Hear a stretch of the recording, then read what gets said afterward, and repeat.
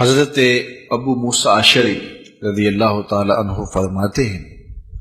کہ رسول رحمت شفیع معظم صلی اللہ علیہ وآلہ وسلم نے ارشاد فرمایا کہ بے شک شعبان کی نصف شب کو اللہ تعالی جل شانہ نزول اجلال فرماتا ہے، جلوہ فراز ہوتا ہے اور اپنی ساری مخلوق کی مغفرت فرما دیتا ہے۔ چند لوگوں کے بارے میں فرمایا گیا کہ وہ اس بابرکت رات کو بھی نہیں بخشے جاتے، باقی اللہ تعالی جل شانہ اس رات کو تمام گناہگاروں کو جہنم کی آگ سے آزاد کر دیتا ہے۔ سیدہ عائشہ رضی اللہ تعالی عنہا سے مروی ہے، فرماتی ہیں کہ ایک رات میں بیدار ہوئی تو رسول رحمت صلی اللہ علیہ وآلہ وسلم کو بستر پر نہ پایا، تو میں حضور کو ڈھونڈنے نکلی تو آقا کریم علیہ الصلوۃ والسلام تشریف لائے تو حضور علیہ السلام نے ارشاد فرمایا، عائشہ بے شک آج کی وہ بابرکت رات ہے، ان اللہ تعالی ینزل لیلۃ النصف من شعبان، کہ اللہ تعالی نصف شعبان کی رات کو نزول فرماتا ہے الی السماء الدنیا، آسمان دنیا پر، فیغفر لاکثر من عدد شعر غنم کلب، بنو کلب کی بکریوں کے بالوں کے برابر گناہگاروں کو جہنم کی آگ سے آزاد کر دیتا ہے۔ قبیلہ بنو کلب عرب میں ایک ایسا قبیلہ تھا جو بہت زیادہ بھیڑ بکریاں پالتے تھے، ان کی بکریاں باقی لوگوں کی بکریوں کی نسبت زیادہ تھیں، تو یہ کثرت کی طرف اشارہ ہے کہ اتنے گناہگاروں کو اللہ تعالیٰ جہنم کی آگ سے آزاد کرتا ہے، تو اتنے بڑے قبیلے کی اتنی بکریوں کے بالوں کے برابر جہنم کی آگ سے آزاد کر دینا گناہگاروں کو، یہ اس بات کا اظہار ہے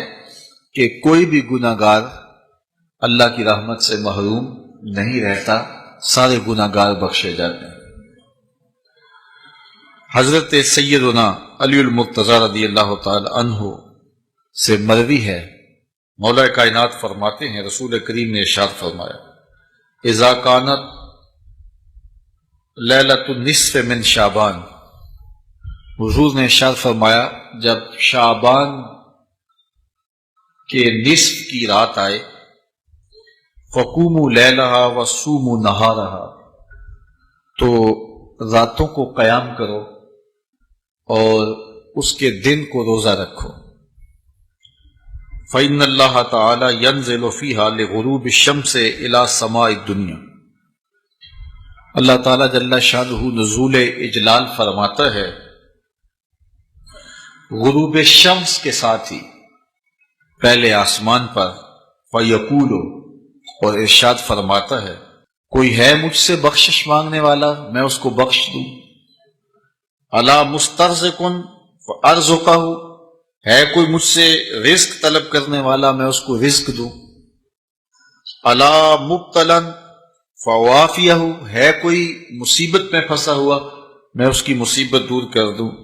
الا قضا حتی یطلع الفجر، ہے کوئی اس مصیبت میں پھنسا ہوا، ہے کوئی اس ضرورت کا حامل، تو یہ اللہ تعالیٰ ارشاد فرماتا رہتا ہے یہاں تک کہ فجر طلوع ہو جاتی ہے، تو طلوع فجر تک اس رات کو اللہ کی رحمتیں آواز دیتی ہیں کہ کوئی مانگنے والا ہو تو دست طلب دراز کرے، میں اس کی جھولی خیرات سے، برکات سے، انوار سے، رحمتوں سے بھر دوں، ہم تو مائل بکرم ہیں کوئی سائل ہی نہیں، راہ دکھلائیں کسے راہ روے منزل ہی نہیں، جلوائے طور تو موجود ہے، کوئی موسیٰ ہی نہیں۔